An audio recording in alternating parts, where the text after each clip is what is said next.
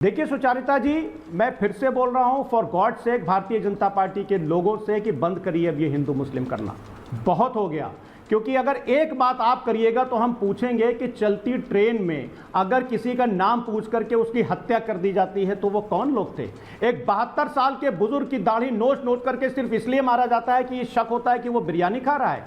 एक 19 साल के लड़के को 30 किलोमीटर तक पीछा करके, वो हिंदू बच्चा था हमारा, उसकी इसलिए हत्या कर दी जाती है कि उनको लगता है कि कहीं वो गाय की स्मगलिंग में तो नहीं है। और अगर उत्तर प्रदेश में कहीं गैम्बलिंग हो रही होती है, जुआ हो रहा होता है और कुछ लोग अगर हार जाते हैं उसमें पैसे, तो जो जीता होता है उसको काऊ स्मगलिंग के नाम पर उसकी कस के पिटाई होती है। मतलब ये कौन सा प्रधानमंत्री जी ने हम लोगों को अमृतकाल दिया हुआ है कि जहां बिल्किस बानो के नहीं फराज साहब देखिए, फराज साहब मैं आपसे कह रही हूं, आप अखलाक की बात करते हैं, पेलू खान की बात करते हैं, वो वहां पर आपको याद दिलाएंगे राजस्थान, वो आपको दिलाएंगे महाराष्ट्र याद, आपको दिलाएंगे पालघर याद।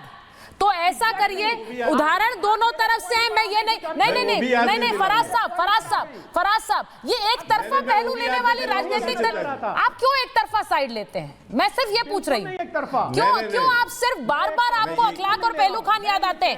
मैं तो ये पूछ रही हूँ, स्टेटमेंट में बोला याद आपको सब आने चाहिए, याद आपको सब आने चाहिए।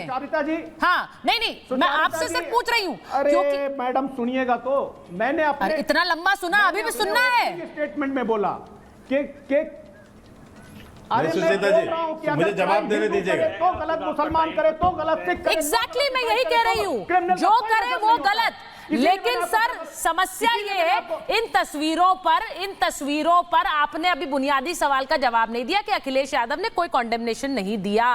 मैं आपसे ये पूछ रही हूँ, जो देश के बड़े नेता है, और मैं अखिलेश जी को देश का बड़ा नेता मानती हूँ, जो देश के बड़े नेता हैं उन्हें इस तरह की घटनाओं पर बोलना चाहिए। मुझे जवाब देना है। हाँ बोलिए के जी जल्दी से बोलिए, फिर मैं डीजीपी सर के पास जाऊंगी, अजय जी के पास। हाँ जवाब दीजिए। देखिए मुझे बड़ा आश्चर्य है, मामला है नागपुर का, हाँ वहां की हिंसा का। समाजवादी पार्टी के प्रवक्ता की बोलती बंद है, एक शब्द नहीं बोल पाए, वो कतरन लेके हाथरस से लेके पीलू कान तक घूम रहे हैं। अरे जनाब मैं आपसे पूछता हूं, इस देश में हिंदू मुसलमान किसने किया? हिंदू कोड बिल हिंदुओं के लिए बना दिया और मुसलमानों से कह दिया कि सरिया के आधार पे चलो। आपने जो है रमजान के समय बिजलियां के लिखा 39 जिलों में बिजलियां मिलेंगी मुस्लिम बस्तियों को और हिंदू बस्तियों को नहीं। मुजफ्फरपुर नगर के दंगे पे आपने कहा मुसलमानों को मुआवजा मिलेगा, हिंदुओं को नहीं। आपने कहा 15% आरक्षण मुसलमानों को देंगे संविधान के विरुद्ध, तब भूल गए आप, तब हिंदू और नहीं समझ में आया आपको, तब समानता कहां चली गई थी? घास चर रहे। आज आपको समानता नजर आ रही है, इसलिए क्योंकि तुष्टीकरण, और यह सबसे बड़ा झूठ है सुचेता जी कि ये दंगाई होते, आतंकी होते, इनका धर्म नहीं होता है। यह धर्म ही सिखा देता है इनको। यह बकायदा रिपोर्ट क्यों है, कश्मीर के अंदर में मस्जिद से निकल के पथराव क्यों होता था, क्यों हुआ यहां मस्जिद से निकल के पथराव? मैं तो सर आज उन तस्वीरों को देख रही हूं के सर बंद है। और एक बात और बता देता हूं सर, हाँ सुन लीजिए, बोलिए। प्राथमिक जांच की रिपोर्ट पर है कि मस्जिद के अंदर शाम को नमाज हो रहा था, उसके पहले समझौता करा दिया गया था। ये समाजवादियों की बोलती इसलिए बंद है क्योंकि इसमें इनको पता है कि किसने गुनाह किया। मैं एक बार सर मैं डीजीपी सर के पास जा रही हूँ, डीजीपी सर और अजय जी को लीजिए जरा स्क्रीन पर। मैं एक बार डीजीपी सर के पास जाऊंगी। डीजीपी सर आपने इस तरह की बहुत तस्वीरें देखी होंगी। मैं ये जो तस्वीर आई है जिसमें गाड़ियां जला दी गई, जिसमें भीड़ की भीड़ सड़कों पर उतरी, जिसमें लाठी लिए हैं, तलवार लिए हुए हैं, और जो तस्वीरें इधर चलाइए जरा, वो तस्वीरें चलाइए जरा। मैं वो तस्वीरें देखकर हैरान हूं सर, क्योंकि एक व्यक्ति जो गाड़ी पर मार रहा है, वो जला रहा है, ये नफरत भरी तस्वीरें हैं। अब मैं इसमें कई पुलिसकर्मी घायल हो गए डीजीपी सर, पुलिस कर्मियों को भी नहीं छोड़ा, वो वहां पर रोकने आए थे तो उन पर मोटे मोटे पत्थर बरसाए गए, तलवारें, एक डीसीपी पर तो कुल्हाड़ी से हमला कर दिया गया। मैं आपसे कोई सवाल नहीं पूछूंगी सर, मैं आपकी पहली इस पर रिएक्शन पूछूंगी बतौर एक पुलिस ऑफिसर जब आप ये तस्वीरें देखते हैं।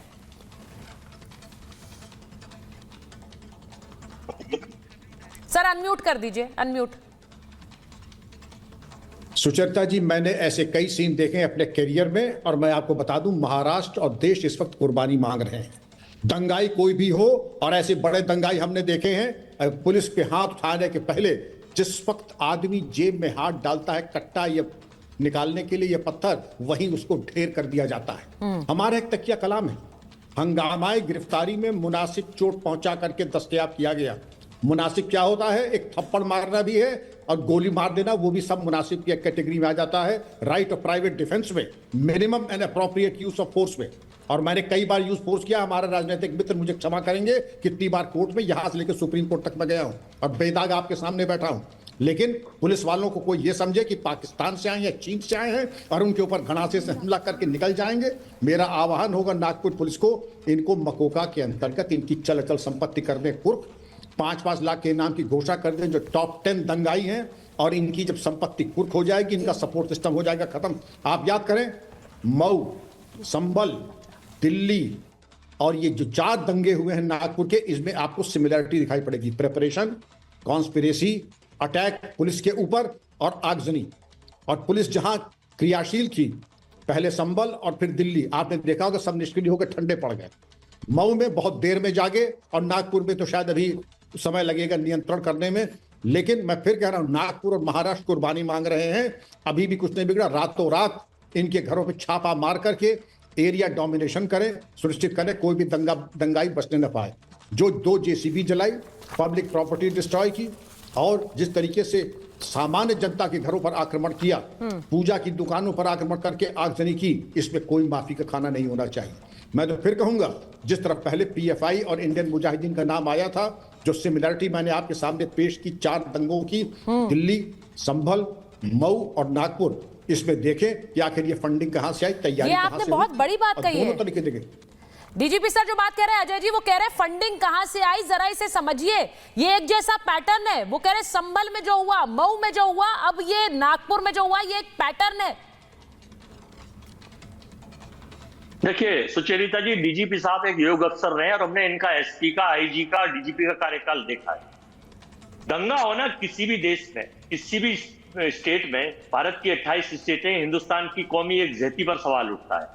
लेकिन डीजीपी साहब को भी जानकारी होनी चाहिए कि दंगा अगर कहीं होता है, जब डबल इंजन की सरकार है महाराष्ट्र में और देश में इनकी सरकार है, यह तय हुआ था कि अगर दंगा कहीं होगा, कहीं चिड़िया का बच्चा पर नहीं मारेगा, तो फिर डीएमआर एसएसपी को सस्पेंड किया जाएगा।